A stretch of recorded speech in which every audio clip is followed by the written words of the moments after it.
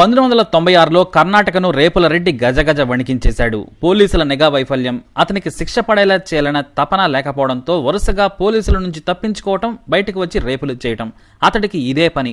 ఇతన్ని చాలా మంది చాలాసార్లు సాహసించి పట్టుకుని పోలీసులకు పట్టించారు. కానీ మళ్లీ నామమాత్రంగా కేసు పెట్టి వదిలేసేవారు. అబద్ధాలు చెబితే నమ్మేసేవారు. వరుస పెట్టి రేపులు, హత్యలు, దొంగతనాలు చేస్తూ నిత్యం మీడియాలో నానుతూ ఉండేవాడు ఉమేష్ రెడ్డి. దీంతో జనం ఆగ్రహం వ్యక్తం చేశారు. అప్పుడు గాని పోలీసులు తేరుకోలేదు. దాదాపు 6 ఏళ్ల పాటు 18 మందిని రేప్ చేసి చంపాడు దుర్మార్గుడు. అందులో చిన్నపిల్లలు కూడా ఉన్నారు. ఈ నీచుడికి మరో పిచ్చలవాటు కూడా ఉంది. అసలు ఆ అలవాటేంటి, ఎలా నేరాలు చేసేవాడు అనేది ఈ సస్పెన్స్ క్రైమ్ స్టోరీలో చూద్దాం.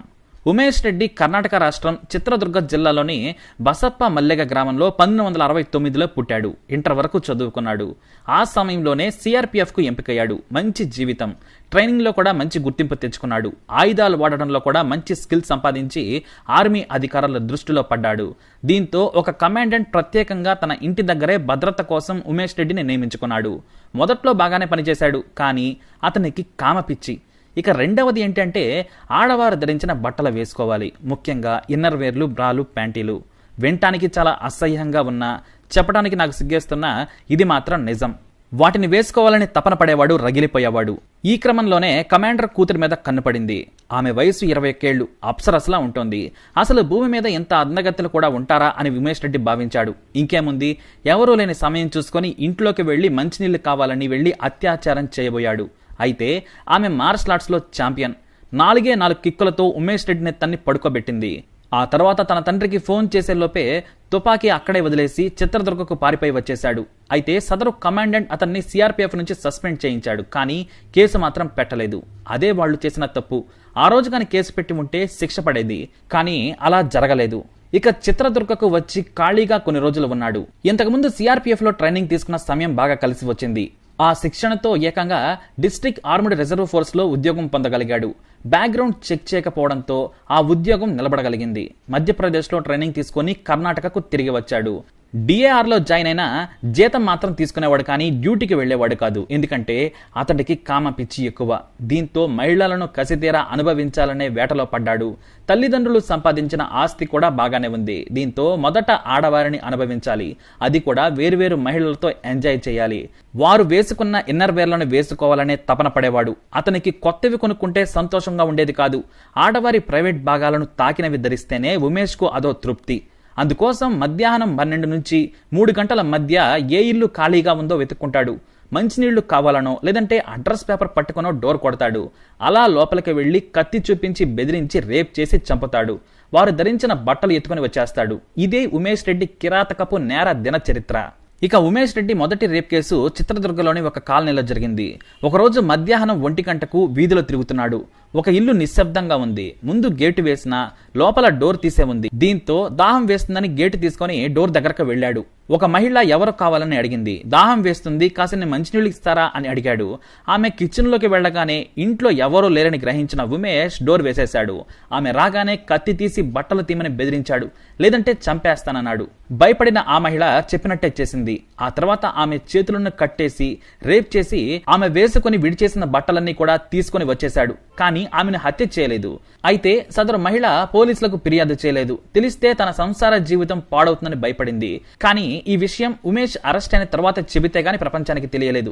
అయితే ఆ డేట్ కానీ, ఆ ఇల్లు కానీ, ఆ మహిళ పేరు కానీ తెలియదనేశాడు. ఇక ఉమేష్ రెడ్డి రెండవసారి 1996 నవంబర్లో ఒక వీధిలో 10వ తరగతి చదువుకుంటున్న ఒక విద్యార్థినిని బలవంతంగా ఎత్తుకెళ్లి పక్కనే ఉన్న పాడుపడ్డ భవనంలో రేప్ చేసేందుకు ప్రయత్నించాడు. కానీ ఆ విద్యార్థిని చేతికి బలమైన రాయి దొరకడంతో తల మీద గట్టిగా బాధింది. దీంతో తల తిరిగి కింద పడ్డాడు. ఆ తర్వాత తేరుకుని పారిపోయాడు. ఆ పాప తండ్రికి చెప్పడంతో నలుగురిని తీసుకుని ఘటనా స్థలానికి వచ్చేసరికే ఉమేష్ రెడ్డి పారిపోయాడు. అది జరిగిన నెలకే డిసెంబర్ 6, 1996న చిత్రదుర్గలోని ఒక కాలనీలో రూపా అనే స్కూల్ విద్యార్థిని ట్యూషన్ నుంచి తిరిగి వస్తూ ఉండగా అటకాయించి ఎత్తుకెళ్లి రేప్ చేసి దారుణంగా బండరాయితో మోది చంపాడు. ఇదే మొదటి హత్య, రెండవ రేప్. పోలీసులు రంగంలోకి దిగి వేట సాగించారు. కానీ దొరకలేదు. ఇక ఈలోపు మొదటిసారి రేప్ నుంచి తప్పించుకున్న విద్యార్థిని తండ్రి పోలీసులకు ఫిర్యాదు చేశాడు. దీంతో చిత్రదుర్గలో రేపులు చేసే సైకో తిరుగుతున్నాడని ప్రచారం మీడియాలో సాగింది. కానీ దొంగ దొరకటం లేదు. ఒకవైపు పోలీస్ డ్రెస్ వేసుకుని డ్యూటీ చేసుకుంటూనే ఈ రేపులు చేస్తున్నాడు. అయితే అతని భాగవతం కొద్ది రోజులకే బయటపడింది. జనవరి 26న రిపబ్లిక్ డే పెరేడ్కి మొదట రేప్ నుంచి తప్పించుకున్న ఒక అమ్మాయి వెళ్ళింది. అక్కడ పోలీసు దుస్తుల్లో నిలుచొని పెరేడ్లో సెల్యూట్ చేస్తూ తిరుగుతున్న ఉమేష్ను ఆ అమ్మాయి గుర్తుపట్టింది. వెంటనే అక్కడే ఉన్న తన తండ్రికి చెప్పింది. అతను డైరెక్ట్గా ఎస్పీకి ఫిర్యాదు చేశాడు. తన కూతురిపై అత్యాచార యత్నానికి ప్రయత్నించిన వ్యక్తి 3వ లైన్లో 6వ వ్యక్తి అని ఆ విద్యార్థిని తండ్రి చెప్పాడు. దీంతో డీఎస్పీని పిలిచి పెరేడ్ పూర్తి కాగానే అతన్ని అరెస్టు చేసి విచారించమని ఆదేశించారు. ఈలోపు ఫిర్యాదు రాసివ్వమని ఆ చిన్నారి తండ్రికి సలహా ఇచ్చారు ఎస్పీ. దీంతో ఉమేష్ రెడ్డి మొదటిసారి పోలీసు విచారణ ఎదుర్కొన్నాడు. ఇక రెండవ రేప్ కేసు గురించి కూడా అతనిపై నేరారోపణలు ఎదుర్కొంటున్నాడు. ఇక అరెస్టు జరిగిన వారానికే అతన్ని ఉద్యోగంలో నుంచి తీసేశారు అధికారులు. బళ్ళారికి జైలుకు పంపాలని కోర్టు ఆదేశించింది. అయితే పోలీసులతో స్నేహం చేసి నమ్మించి ఏకంగా కోర్టులో నుంచే తప్పించుకున్నాడు ఉమేష్ రెడ్డి. అతని కారణంగా జైలు అధికారులు వెంట వచ్చిన ఎస్కాట్ పోలీసుల ఉద్యోగాలు పోయాయి. తప్పించుకున్న కొద్ది రోజులకే అంటే మార్చి 7, 1997న బెంగళూరులో ఒక వీధిలో కాపు కాసి ఏకంగా ఇన్కమ్ ట్యాక్స్ ఆఫీసర్ ఇంట్లో ఎవరు లేరని గ్రహించాడు. ఉదయం 8 గంటలకు 2 పిల్లలు స్కూల్కి వెళ్లారు. ఆమె భర్త 9:30కు ఆఫీస్కు కార్లో వెళ్లిపోయాడు. పని మనిషి 10 గంటలకు వెళ్లిపోయింది. దీంతో మహిళ ఒంటరిగా ఉంటుందని గ్రహించి ఏకంగా సార్ ఉన్నాడా మేడం అంటూ లోపలికి వెళ్లాడు. సార్ నాకు బాగా తెలుసు, కాసన్ని మంచినీళ్ళు ఇస్తారా అంటూ అడిగాడు. ఆమె నేనివ్వను, ముందు బయటికి వెళ్లమని సీరియస్ గా చెప్పింది. వెంటనే కత్తి తీసి బెదిరించాడు ఉమేష్. ఆ తర్వాత ఆమెను బెడ్రూమ్లోకి తీసుకెళ్లి బలవంతంగా బట్టలు విప్పించి రేప్ చేసి దారుణంగా గొంతు కోసి చంపేశాడు. ఆమె ఒంటిపై ఉన్న నగలు డబ్బుతో సహా పారిపోయాడు. ఇక వెళ్లేటప్పుడు అతనికి అలవాటుగా ఉన్న బట్టలు కూడా తీసుకెళ్లిపోయాడు. ఇన్కమ్ ట్యాక్స్ ఆఫీసర్ భార్య హత్య రేప్ను చూడగానే చిత్రదుర్గ పోలీసులు అది ఉమేష్ రెడ్డి చేసే ఉంటాడని సమాచారం ఇచ్చేశారు. కానీ ఆ తర్వాత అహ్మదాబాద్ పారిపోయాడు. అక్కడ ఒక విద్యార్థిని రేప్ చేసి చంపి బళ్ళారి వెళ్లిపోయాడు. ఇక అక్కడ కూడా ఊరికి విసిరేసినట్లుగా ఉండే ఒక ఇంట్లోకి చొరబడి మహిళను రేప్ చేసి చంపి డబ్బులను ఎత్తుకెళ్లాడు. ఆమె ధరించిన బట్టలను కూడా బ్యాగ్లో వేసుకుని పారిపోయాడు ఉమేష్. దీంతో ప్రత్యేక బృందాలను ఏర్పాటు చేసి ఉమేష్ కోసం గాలింపు చేపట్టారు కర్ణాటక పోలీసులు. కానీ రూపం మారుస్తూ వేషం మారుస్తూ ఎక్కడా దొరికేవాడు కాదు. అయితే బెంగళూరులోని పీనియా ప్రాంతంలో ఒక షాప్లోకి చొరబడి ఆడవాళ్లు ధరించే బట్టలన్నీ కూడా ఎత్తుకెళ్లడానికి ప్రయత్నించాడు. కానీ దొంగిలిస్తూ ఉండగా షాప్లో పనిచేసేవారు పట్టుకుని పోలీసులకు అప్పచెప్పారు. ఇక రెండవసారి పోలీసులకు దొరికిన తన పేరు రమేష్ అని చెప్పాడు. కానీ పోలీసులు 4 తన్నికాని వదిలిపెట్టలేదు. ఏవైనా కేసుల గురించి చెబుతాడేమోననేది వారి ఉద్దేశం. అయితే అందుకోసం పోలీస్ స్టేషన్లో బట్టలు విప్పించగా ఛాతిపై బ్రా, లోపల ఆడవారు వేసుకునే డ్రాయర్లను చూసి పోలీసులు షాక్ అయ్యారు. ఇదేంట్రా బాబు అని అడిగితే నాకు ఆడవారిలా తయారవడం అంటే ఇష్టమని చెప్పాడు. ఇక తనపై కేసులేవి లేవని కూడా చెప్పాడు. తాను ఒక కంపెనీలో పనిచేస్తున్నట్టు ఒక ఐడి కార్డు కూడా చూపించాడు. ఇక దానిపై కూడా రమేష్ అనే ఉంది. వాస్తవానికి దానిపై ఫోటో కూడా అతనిది కాదు. కానీ పోలీసులు మసకగా ఉన్న ఆ ఫోటోను చూసి గుడ్డిగా నమ్మారు. కానీ నువ్వు ఎక్కడ ఉంటావని అతని రూమ్కి వెళ్లి చూడగా ఇంట్లోని ఒక గోనె సంచి నిండా ఆడవారు ధరించే బట్టలే ఉన్నాయి. ఇక అతను చెప్పింది నిజమేనేమోనని వదిలేశారు. అయితే అతను తప్పించుకున్న మరుసటి రోజే ఒక కానిస్టేబుల్ అతడు రేపిస్ట్ కిల్లర్ ఉమేష్ రెడ్డి అయి ఉంటాడని అనుమానించాడు. ఎందుకంటే అతను చిత్రదుర్గ జిల్లాకు చెందిన వ్యక్తి. తాను పేపర్లో చదివానని, అతను ఆడవారి లోదుస్తులను ధరిస్తాడని చెప్పాడు. ఇంకేముంది, పోలీసులు టీంని తీసుకుని అతని గదికి వెళ్లినా తప్పించుకొని పారిపోయాడు. దీంతో ఉన్నతాధికారుల నుంచి పోలీసులు చివాట్లు తినాల్సి వచ్చింది. ఇక ఉమేష్ రెడ్డి చేసిన ఘోరమైన నేరం జయశ్రీ అనే భర్తలేని 37 ఏళ్ల మహిళ హత్య. 1998 ఫిబ్రవరి 28న భర్త చనిపోయి ఒంటరిగా ఉంటున్న మహిళ ఇంట్లోకి ఉదయం 11 గంటలకు చొరబడ్డాడు ఉమేష్. ఆమెను కత్తితో బెదిరించి కిటికీకి చేతులను కట్టేసి పలుమార్లు రేప్ చేశాడు. ఆ తర్వాత ఆమె పెనుగులాడడంతో ఆమె ముక్కు కూడా మూసేశాడు. అప్పటికే ఆమె నోట్లో గుడ్డలు కుక్కాడు. దీంతో ఆమె చనిపోయింది. అయినా ఆమె కొడుకు స్కూల్ నుంచి 4 గంటలకు వచ్చే వరకు శవం పైన కూడా అత్యాచారానికి పాల్పడుతూ ఉన్నాడు ఈ నీచుడు. 5వ తరగతి చదువుతున్న ఆమె కొడుకు డోర్ కొట్టాడు. తలుపు తీయగానే మీ అమ్మకు దెయ్యం పట్టింది, నేను వెళ్లి డాక్టర్ని తీసుకొస్తానని బ్యాగులో బట్టలు, డబ్బులు, నగలు సర్దుకొని పారిపోయాడు ఉమేష్. ఆ చిన్నారి తన తల్లి పిలిస్తే పలకడం లేదని పక్కింటి వారికి ఏడుస్తూ చెప్పుకొచ్చాడు. వాళ్లు వచ్చి చూడగానే నగ్నంగా కిటికీకి వేలాడుతూ కనిపించింది జయశ్రీ. ఈ కేసు కర్ణాటకలో సంచలనంగా మారింది. రేపుల రెడ్డి మళ్లీ రెచ్చిపోయాడని మీడియాలో కథనాలు రాసింది. ఒక రేపిస్టును పట్టుకోలేకపోతున్నారని మీడియా విమర్శనాత్మక కథనాలు రాసింది. ప్రభుత్వం సీరియస్ కావడంతో ఈ రేపుల రెడ్డి కోసం మళ్లీ టీమ్స్ ను ఏర్పాటు చేశారు పోలీసులు. ఇది జరిగిన వారానికి బెంగళూరులోని ఇండస్ట్రియల్ ఏరియాలో ఒక మహిళ ఒంటరిగా ఉంటుందని గ్రహించాడు. అయితే ఆమె ఫస్ట్ ఫ్లోర్ లో ఉంటుంది. మధ్యాహ్నం 12 గంటలకు మెట్లెక్కి ఏకంగా ఇంట్లోకి దూరుతుంటే కేకలు పెట్టి పక్క గదిలోకి వెళ్లి డోర్ వేసుకుని కింద ఉన్న వారికి ఫోన్ చేసింది. కానీ భయంతో మొదటి అంతస్తు నుంచి దూకేశాడు ఉమేష్ రెడ్డి. కాలు బెనకడంతో పరిగెత్తలేకపోయాడు. స్థానికులు వెంటాడి పట్టుకొని పోలీసులకు అప్పజెప్పారు. ఎంత కష్టపడి పోలీసులకు రేపిస్ట్ను అప్పజెపితే మరోసారి కోర్టుకు వెళుతూ పోలీసులకు మస్కా కొట్టి హిరేర్కూర్ దగ్గర తప్పించుకున్నాడు. కానీ మరుసటి రోజు చిక్బల్లాపూర్ ఎస్ఐ డ్యూటీకి వెళ్తుండగా గుర్తించి పట్టుకొని అరెస్టు చేసి మళ్లీ బెంగళూరు పోలీసులకు అప్పజెప్పాడు. ఇక బళ్ళారి బెంగళూరులో కేసుల విచారణ కోసం పోలీసులు తిప్పుతుండేవారు. బళ్ళారి జైల్లో ఉంటున్న ఉమేష్ తనను తీసుకెళ్లే పోలీసులకు బిర్యానీలు తినిపించేవాడు, సిగరెట్లు, మందు తాపించేవాడు.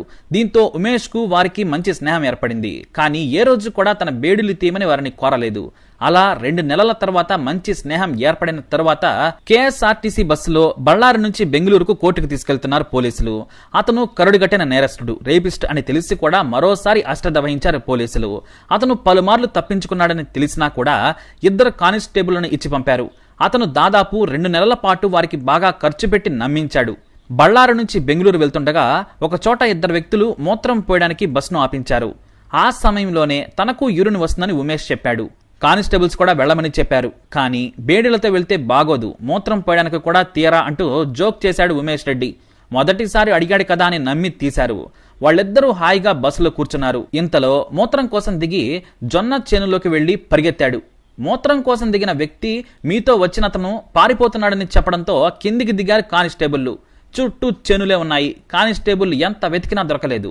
ఇంకేముంది, 2 బిర్యానీల కోసం ఆశపడి ఉద్యోగాలు పోగొట్టుకున్నారు. పోలీస్ డిపార్ట్మెంట్ పరువు కూడా పోయింది. ఈసారి మీడియా పోలీస్ డిపార్ట్మెంట్ ని ఏకిపారేసింది. వరుసగా తప్పించుకుంటున్న పదే నిర్లక్ష్యం అంటూ సీరియస్ కావడంతో ఉన్నతాధికారులు మరోసారి పరుగులు పెట్టారు. ఎంతమంది తిరిగినా ఎక్కడా దొరకలేదు. దీంతో ఉమేష్ ను పట్టించిన వారికి భారీ బహుమానం ఇస్తామని పోలీసులు ప్రకటించారు. అతని ఫోటోలను రాష్ట్రం మొత్తం ప్రచురించారు. మే 17, 2002న యశ్వంత్పూర్లోని బార్బర్ షాప్కు హెయిర్ కటింగ్ కోసం లోనికి వెళ్తుండగా ఒక ఆటో డ్రైవర్ ఉమేష్ ను గుర్తించాడు. అతను వెంటనే తన ఆటోలోనే కూర్చొని తన సోదరుడికి ఫోన్ చేశాడు. తన దగ్గర ఎస్ఐ నంబర్ లేదు. పోలీసులు వెతుకుతున్న ఉమేష్ ను నేను చూశానని, ఒక చోట హెయిర్ కట్ చేయించుకుంటున్నాడని చెప్పాడు. ఆ ఆటో డ్రైవర్ సోదరుడు స్థానిక ఎస్ఐకి ఫోన్ చేసి విషయం చెప్పాడు. వాళ్ళు తమ టీంతో వచ్చేసరికి హెయిర్ కట్ షేవింగ్ కూడా అయిపోయింది. ఇక ఎస్ఐ నుంచి అప్పుడే ఆటో డ్రైవర్ సెల్కి డైరెక్ట్ గా కాల్ వచ్చేసింది. తాను ఆటోలో వెంబడిస్తున్నాను, యశ్వంత్పూర్ రైల్వే స్టేషన్లోకి వెళ్తున్నాడు, మీరు ఆలస్యం చేస్తే దొరకడని చెప్పారు. తాము పక్కనే ఉన్నామని వెహికల్లో వచ్చేశారు పోలీసులు. అయితే పోలీసులు మఫ్తీలో వచ్చారు. అందుకే వారికి కాస్త ఆలస్యమైంది. చుట్టూ పరిగెత్తి 4 వైపులా వలయంలా చుట్టి ఉమేష్ ను పట్టుకున్నారు. అంతే, ఇక ఉమేష్ పారిపోకుండా కాళ్లకు పెద్ద గొలుసులు వేసేశారు. పోలీస్ స్టేషన్ తీసుకెళ్లారు. ఆ తర్వాత కోర్టుకు కూడా అంతే. ఇక కష్టపడి ఒక పెద్ద నేరస్తుడిని పట్టించిన ఆటో డ్రైవర్ కు 20,000 పారితోషికం, ప్రశంసా పత్రం అందించారు. రేపల రెడ్డిగా పేరు తెచ్చుకున్న ఉమేష్ రెడ్డి నేరాల కోసం ఫాస్ట్ ట్రాక్ కోర్టును ఏర్పాటు చేశారు. 11 కేసుల్లో 9 కేసుల్లో సరైన ఆధారాలు దొరకలేదు. కానీ జయశ్రీ హత్య కేసులో సాక్ష్యాలు, అతని జుట్టు, ఫింగర్ ప్రింట్స్, డెడ్ బాడీపై అతని వీర్యం కూడా పోలీసులు సేకరించి కోర్టుకు సమర్పించారు. ఇక 2006 అక్టోబర్ 26న ఉమేష్ రెడ్డికి బెంగళూరు ఫాస్ట్ ట్రాక్ కోర్టు ఉరిశిక్షతో పాటు పలు శిక్షలు విధించింది. ఆ తర్వాత హైకోర్టుకు వెళ్ళినా కూడా నీకు ఇదే సరైన శిక్ష అని, నీకు మనిషిగా కూడా బ్రతికే అర్హత లేదని తీర్పునిచ్చేసింది. ఆ తర్వాత 2011లో సుప్రీంకోర్టు సైతం నీలాంటి నీచుడికి ఉరి సరైనదని తీర్పునిచ్చింది. 2012లో సైతం తనకు క్షమాభిక్ష పెట్టమని కర్ణాటక ప్రభుత్వానికి విన్నవించుకున్నాడు రేపల రెడ్డి. కానీ అతని వినతిని కూడా తిరస్కరించింది. 2013లో రాష్ట్రపతి సైతం అతనికి క్షమాభిక్షను తిరస్కరించారు. దీంతో ఈ పాటికే ఉరి తీయాలి. కానీ అతను మరోసారి సుప్రీంకోర్టుకు వెళ్లి శిక్ష తగ్గించాలని విన్నవించుకున్నాడు. అలా రేపల రెడ్డిగా పేరుగాంచిన ఉమేష్ రెడ్డి మెడకు ఉరితాడు వేలాడుతూనే ఉంది. మరి ఈ రేపల రెడ్డి కేసుపై మీరేమంటారో కూడా మీ అభిప్రాయాన్ని తప్పకుండా కమెంట్ ద్వారా తెలియజేయండి. అలాగే ఇలాంటి ఇన్ఫర్మేషన్ కోసం ఈ వీడియోని లైక్ చేయండి, షేర్ చేయండి, మా ఛానల్ని సబ్స్క్రైబ్ చేసుకోండి.